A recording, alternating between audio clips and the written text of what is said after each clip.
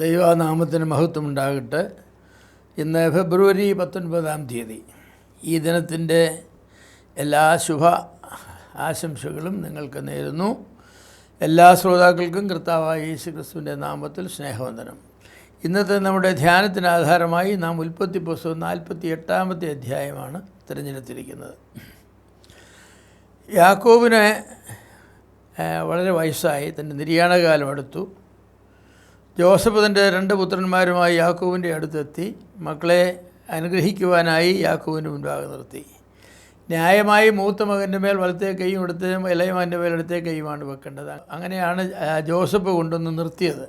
പക്ഷേ യാക്കോബ് ഒരു കാര്യം ചെയ്തു. കൈകളെ പിണച്ച് മൂത്തവൻ്റെ മേൽ ഇടത്തേ കൈയും ഇളയവൻ്റെ മേൽ വലത്തേ കൈയും വെച്ചു. അത് ജോസഫിന് തീരെ സ്വീകാര്യമായില്ല. കാരണം മൂത്തവനെയല്ലേ ജ്യേഷ്ഠാവകാശം നൽകി അനുഗ്രഹിക്കേണ്ടത്. അപ്പോൾ കൈകൾ മാറ്റി വെക്കാനായിട്ട് ജോസഫ് പിതാവിനോട് പറഞ്ഞു. പക്ഷേ പിതാവ് പറഞ്ഞു, മകനെ എനിക്കറിയാം അവനെയും ദൈവം അനുഗ്രഹിക്കും, അവനും വലിയൊരു ജാതിയാകും, എന്നാൽ ഇളയവൻ മൂത്തവനേക്കാൾ വലിയവനാകും എന്ന് പറഞ്ഞു. അപ്പോൾ ദൈവത്തിൻ്റെ നടത്തിപ്പുകളാണ് ഇങ്ങനെ ഓരോ വിഷയങ്ങളിലും ദൈവത്തിൻ്റെ നടത്തിപ്പുകളാണ്. ജോസഫ് മൂത്തവനായതുകൊണ്ടല്ല അവന് ജ്യേഷ്ഠാവകാശം അവകാശം കിട്ടിയത്. അതുപോലെ ഇപ്പോൾ തന്നെ ജോസഫിൻ്റെ 2 മക്കളെ അങ്ങനെ കൊണ്ടുവച്ചപ്പോൾ മൂത്തവനാണ് ന്യായമായി ജ്യേഷ്ഠാവകാശം കിട്ടേണ്ടത്. പക്ഷേ വലത് അവൻ്റെ തലയിലാണ് വെക്കേണ്ടത്. പക്ഷേ ദൈവം അത് നടത്തിച്ചു. നമ്മുടെ ജീവിതത്തിൽ നടക്കുന്ന ചെറുതും വലുതുമായ കാര്യങ്ങളുടെ എല്ലാം പിന്നിൽ ദൈവത്തിൻ്റെ ഒരു നടത്തിപ്പുണ്ട് എന്ന കാര്യം നാം മനസ്സിലാക്കുന്നത് വളരെ നല്ലതാണ്. യാക്കോബ് പേരക്കിടാങ്ങളെ അനുഗ്രഹിച്ച ശേഷം ജോസഫിനോട് അതിപ്രധാനമായ ഒരു സന്ദേശം പറഞ്ഞു. ദൈവം നിങ്ങളെ തിരിച്ച് കനാനിലേക്ക് കൊണ്ടുപോകും. മിസ്രൈമിലെ സുഖസൗകര്യങ്ങളൊന്നും അതിൻ്റെ അനുകൂലമായിരിക്കുന്ന സാഹചര്യങ്ങളിലൊന്നും നിങ്ങൾ സ്വാധീനിച്ച് ഇവിടെ കിടക്കരുത്. നിങ്ങൾ തിരിച്ചു പോകേണ്ടവരാണ്. തൻ്റെ ദൈവം വാഗ്ദത്തം ചെയ്തതായിരിക്കുന്ന ദേശം അവകാശമാക്കി തരുന്നതിലാണ് യാക്കോബിൻ്റെ ആശ. ദൈവം വിശ്വസ്തനാണ്, അവൻ്റെ വാക്ക് പാലിക്കുമെന്നാണ് യാക്കോബ് ജോസഫിനോട് പറഞ്ഞത്. അതെ, നിങ്ങളെ ഇവിടെ നിന്ന് കൊണ്ടുപോകുന്ന ഒരു ദിവസം വരും. അക്കാര്യം യാക്കോബ് വിശ്വസിച്ചിരുന്നു. യാക്കോബിൻ്റെ വിശ്വാസം യാഥാർത്ഥ്യമായി തീർന്നു. താൻ കനാനിൽ പിടിച്ചടക്കിയതായിരിക്കുന്ന മലഞ്ചെരിവ് യാക്കോബ് മകൻ ജോസഫിന് അധിക അവകാശമായിട്ട് നൽകി. കൂടാതെ ഭാവിയിൽ തൻ്റെ മക്കൾക്ക് കനാൻ അവകാശമായി കിട്ടും എന്നും പ്രഖ്യാപിച്ചു. യാക്കോബിൻ്റെ വിശ്വാസം യഥാർത്ഥമായിരുന്നു. വിശ്വാസത്തിന് നിശ്ചയം പ്രത്യാശയുടെ താഴത്തെ തീർച്ചയായിട്ടും കാണിക്കുന്നു. ദൈവത്തിൻ്റെ സമയത്ത് മാത്രമേ ദൈവം തൻ്റെ വാഗ്ദത്തങ്ങൾ നിവർത്തിക്കുകയുള്ളൂ. നാം മനസ്സിലാക്കേണ്ട ഒരു കാര്യമാണ്. നാം എത്ര ധൃതി വെച്ചാലും അതുകൊണ്ട് കാര്യമില്ല. ദൈവം തൻ്റെ സമയത്ത് 400ഓളം വർഷങ്ങൾ യാക്കോബിൻ്റെ മരണശേഷം ഇസ്രായേൽ മക്കൾ മിസ്രൈമിൽ പാർത്തു. അബ്രഹാമിനോട് ദൈവം ഉടമ്പടി ചെയ്യുമ്പോൾ പറഞ്ഞ 430 വർഷങ്ങളെന്നാണ്. ഇപ്പോൾ യാക്കോബ് വന്നിട്ട് 430 വർഷങ്ങളായി.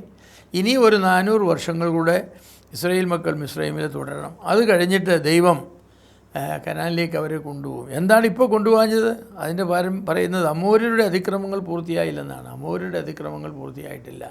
അവിടെ വസിക്കുന്നതായിരിക്കുന്ന ജനങ്ങളെ ദൈവം നശിപ്പിച്ച് കളയത്തക്കവണ്ണം അവരുടെ അതിക്രമങ്ങൾ ആ നിലയിലായില്ല. പറയില്ലേ, മാങ്ങ ഇപ്പോഴെന്താ പറിക്കാത്തത്? അത് പഴുത്തിട്ട് പറിക്കാം എന്ന് വിചാരിക്കുകയാണ്. എന്ന് പറഞ്ഞ പോലെ അമോര്യരെ പഴുത്താൽ അവരെ കുലുക്കി താഴെയിടും ദൈവം. അതാണ് ദൈവത്തിൻ്റെ നീതിയൊക്കെ അങ്ങനെയാണ്. അങ്ങനെ 400 വർഷങ്ങൾ ഇസ്രായേൽ മക്കളും ഇസ്രായേലിൽ തികഞ്ഞതായിരിക്കുന്ന സമയത്ത് ദൈവം പ്രവർത്തിച്ചു. അപ്പോഴാണ് ദൈവം മോശയെ എഴുന്നേൽപ്പിച്ചതും ഇസ്രായേൽ മക്കൾ മിസ്രൈമിലേക്ക് പോകുവാൻ തക്കവണ്ണം ഉള്ളതായിരിക്കുന്ന ക്രമീകരണങ്ങൾ ചെയ്തതും. 75 പേരായിട്ട് മിസ്രൈമിൽ പ്രവേശിച്ച ഇസ്രായേലിലെ 430 വർഷം കൊണ്ട് 20 ലക്ഷത്തിലധികം ജനങ്ങളായി. 18 വയസ്സിന് മേൽ പ്രായമുള്ളവർ തന്നെ 6 ലക്ഷം ഉണ്ടായിരുന്നു. എന്തൊരു വളർച്ചയാണ് ദൈവം അവർക്ക് കൊടുത്തത്. അനുകൂലമായ സാഹചര്യത്തിൽ അവർ പെറ്റുപെരുകി. അതാണ് അവർ ചെയ്തത്. പ്രതികൂല സാഹചര്യത്തിൽ സാധിച്ചില്ല. ജോസഫിനെ അംഗീകരിക്കാത്ത ഭർവം വന്നു കഴിഞ്ഞപ്പോൾ പിന്നെ കുഞ്ഞുങ്ങളെ കൊല്ലണമെന്നാണ്. ആൺകുഞ്ഞുങ്ങളെ കൊല്ലണം, നൈൽ നദി ഇട്ട് കൊടുക്കണമെന്ന് പറഞ്ഞു. സൂതികർമ്മങ്ങളോട് പറഞ്ഞു ഞെക്കിക്കൊള്ളണമെന്ന് പറഞ്ഞു.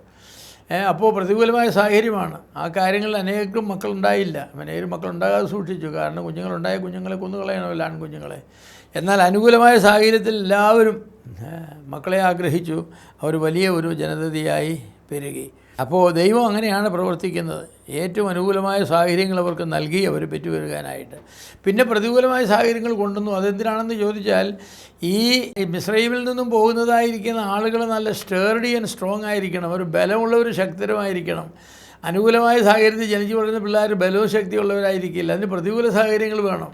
മരുഭൂമിയിൽ നിൽക്കുന്ന ചെടികൾക്കാണ് ശക്തിയുള്ളത്. അല്ലാത്ത മരങ്ങളൊക്കെ നമുക്കറിയാം, നല്ല കാറ്റടിച്ചാൽ എല്ലാം ചെടിചെടാന്ന് വീണ് റബ്ബർ വീഴുന്നത് പോലെ.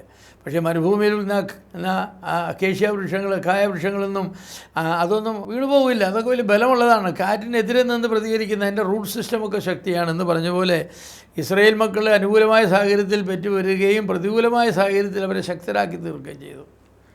തീയത്ത് കുരുത്തത് വെയിലത്ത് വാടില്ലെന്ന് പറഞ്ഞ പോലെ മരുഭൂമിയിലെ വെയിലത്ത് വാടാതിരിക്കാൻ അവരെ തീച്ചൂളക്കെടുത്താണ് ദൈവം അവരെ വളർത്തിയത്. അങ്ങനെയാണ് ദൈവം ചെയ്യുന്നത്. അപ്പം ദൈവം തൻ്റെ പരിപാടികൾക്ക് വേണ്ടി സാഹചര്യങ്ങളെ ഒരുക്കുന്നത് നാം കാണണം. ദൈവം എങ്ങനെയാണ് സാഹചര്യങ്ങളെ ഒരുക്കുന്നത്? ദൈവത്തിൻ്റെ കരങ്ങളിലാണ് ഈ ചരിത്രത്തിൻ്റെ സ്റ്റിയറിംഗ് വീലിരിക്കുന്നത്. അത് ദൈവമാണ് നിയന്ത്രിക്കുന്നത്. ചില സമയങ്ങളിൽ അനുകൂലമായും ചില സമയങ്ങളിൽ പ്രതികൂലമായും. അനുകൂലമായി നിയന്ത്രിക്കുമ്പോഴും പ്രതികൂലമായി നിയന്ത്രിക്കുമ്പോഴും ദൈവത്തിൻ്റെ ഉദ്ദേശങ്ങളുണ്ട്. ആ ഉദ്ദേശങ്ങൾ സാധിക്കാൻ വേണ്ടിയാണ് ദൈവം ആ കാര്യങ്ങൾ ചെയ്യുന്നത്. അപ്പോൾ ദൈവമക്കളായ നാം ദൈവത്തിൻ്റെ സമയത്തിന് വേണ്ടി കാത്തിരിക്കുന്നത് മാത്രമല്ല, ദൈവം സംഭവങ്ങളെ നിയന്ത്രിക്കുന്നത് കാണുമ്പോൾ കാലങ്ങളെ തിരിച്ചറിയുവാനായിട്ട് നമുക്ക് കണ്ടുവേണം.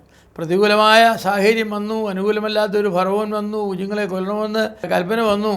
അപ്പോൾ ബുദ്ധിയുള്ളവരാണെങ്കിൽ അവർ മനസ്സിലാക്കും, അപ്പോൾ ഇസ്രായേൽ മക്കൾ പോകാനുള്ള സമയം അടുത്ത് വരികയാണല്ലേ, ഇസ്രായേൽ മക്കൾ പോകാനുള്ള സമയം അടുത്ത് വരികയാണ്.